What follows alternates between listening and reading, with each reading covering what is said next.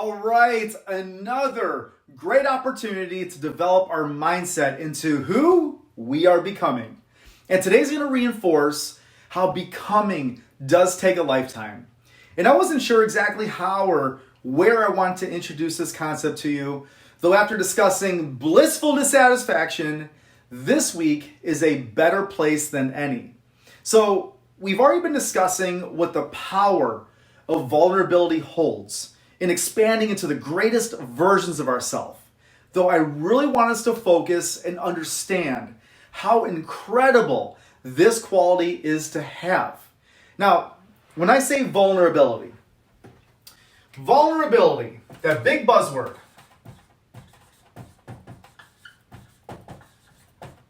I am not talking about you pointing out all of your flaws or airing out your dirty laundry in public. No, that's not what I'm referring to. What I'm talking about is you digging deeper than you ever have. Because ironically, to be vulnerable, you must have confidence. To be vulnerable, you must be willing to take risk. To be vulnerable, you must give yourself all of it. And if you're committed to your health, which all of us are here, we are at a non-negotiable commitment to our health, at least in the form of spoken promises. And you're only giving yourself 80%, 90% of it, and you're holding a little bit back, and you're afraid to be taking all those risks. You'll never have the abundant health and love for yourself that you think you want to have. Let me say that again. If in your fitness, you're holding back just even 10%, because if you gave it all you had, all of it, then there'd be a lot of risk involved. There'd be a lot of potential discomfort. You're not willing to be vulnerable and get weaker as you work out, as you exercise, as you sweat, you do the occults, whatever you're doing. I'm telling you, your avoidance of vulnerability will cheat yourself out of the abundant physical body that you could have. Here's why I believe we avoid vulnerability. I really want you to think about this. In business, in relationships, in our health, in our personal development, it's all synergistic. We avoid it because of this word, risk. Why? Simple. People have let us down. People have lied to us. They hurt us.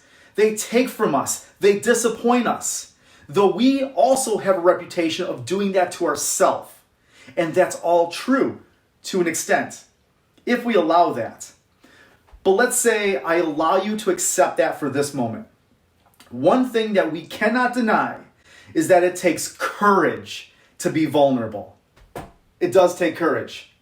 But here's what's exciting. On the other side of that vulnerability is more abundant gratitude, love, faith, more abundant health, incredible relationships. So the question is, are you willing to go all in? Give yourself all of it for yourself. What does it really take to live the healthy life that you deserve? What's prevented you, or still is, from living the health that you desire? If you're not willing to take the risks, if you're not willing to be vulnerable, we cheat ourselves out of the abundance and happiness that we really are all striving for. Happiness is an inside job. Here's where it gets really gritty though.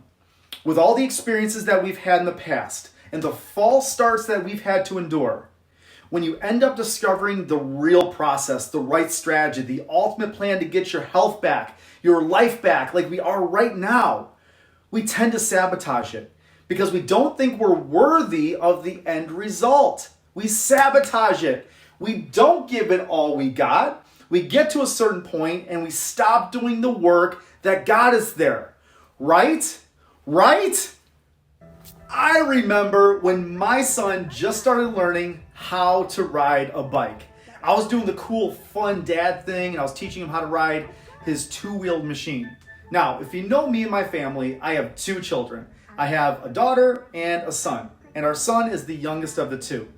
And you would think that I have this great, incredible badass story about how I was teaching our oldest, our daughter, how to ride her bike for the first time, but no, that glorious moment was just taken from me. It was robbed from me because as I put my daughter on her bike for the first time and I barely was able to place my fingers on her back to give her assistance, she was gone. She was out of here. She was like the road runner evading the Wile E. Coyote. It was smooth. It was actually rather impressive and awe-inspiring up and down the street. But you would also think that a year later, my son would have picked up on her skills, considering success leaves clues. But again, no! My son didn't even come close to understanding the concept of riding a bike, more specifically, pedaling. So with my son, we took the training wheels off for the first time. I had JoJo sitting on the seat, had him sitting on the bike. I was holding the seat, you can picture it. I took a few steps to give him some assistance so that we can get the bike in movement. And we finally got him going. We were moving. We were actually running up the sidewalk. I was like, go, JoJo, go, yes! And I kind of ran with him alongside the bike so I wouldn't let it go. And so he had momentum, right? So Joey loved it. He was steering the handlebars, he was cruising, but he wasn't pedaling the pedals. So the bike would run when I let go. It would run, for 10, 20 yards. He would lose steam, the handlebars would wobble a little bit, and then he'd fall. And then I'd get him back up, and he's like, get him back into a state where we can go again. I'd run alongside him again. I'm like, go, go, go. And he's like, yeah. But then again, I'd let go, it'd wobble, and then he would crash to the ground. I was like, come on, dude. It's not a motorcycle. It doesn't have an engine, brother. So you have to keep pedaling to keep this momentum going. So we had this conversation, I suppose. And if you want to have this great ride, this blissful experience of this ride, you remember it, right? The first time that you had pedaled a bike, you're like, wow, what a rush. You were a kid, or maybe you were a teenager, an adult, and it was just the adrenaline of it. It requires you to keep pedaling. If you stop pedaling, the bike loses steam, it starts to wobble, it loses momentum, and then it crashes, right? One of the biggest mistakes I see people make in their journey towards their goals and future achievements is they stop pedaling in any given place in their life. It's not just their fitness and their health. They stop pedaling in their relationships. They stop pedaling in their personal growth, their personal development. They stop pedaling in their business like they should be.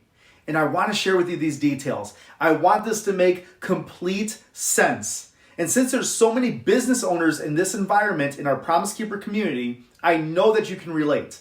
You know what? You get your business to a certain point. You crushed it. You worked your tail off. You pedaled. You made the phone calls. You got the clients. You busted it. You got it going. Then you delude yourself to thinking, I can stop pedaling now. I'm not going to pedal. I put the work in. No, you're always going to have to pedal. You're going to have to keep pedaling. Now, when you have a ton of momentum, the pedaling could be slightly different to maintain that. It takes a little bit of a threshold or less of a threshold to maintain that pedaling, right? But if you want to get to that next level, you want to go faster, you want more progress, you have to pedal more for that. Think about it. In a relationship, it's so great in the beginning. Then someone just stops pedaling. Then it gets a little wobbly. Think about the bike. Then it loses steam, and then it just crashes. In your fitness, it's true. We work out. We're on the training program. We're consistent with the you call it's. We get fit. You develop this incredibly great body, and we stop making the commitments to ourselves. We stop eating the way that we know we should be. We stop crushing the workouts. We stop pedaling. We think we've got it. Then it wobbles a little bit, just like, again, that bike. We lose momentum, and then we crash. The key, or at least part of the combination, is to keep pedaling. In your personal development, this is great. In your identity, if you don't keep pedaling, listen to me, if you don't keep growing, if you don't keep working on your identity, at some point, you're going to sabotage the great relationship, the business, your health. because your results will exceed what you think you're worth. And you get out of life, yes, that in which you're deeply convinced of that you're worth. So if you want this life, this experience to keep increasing, you want to get to that next moment. You're perfect as you are in this moment. We talked about that. But you'll have to pedal more to get to that next moment. You're going to have to pedal harder to get to that next moment. Because if your results exceed your identity, which we've talked extensively here in our time together, you're going to eventually cool your life back down, almost sabotaging it to what you feel you're worth.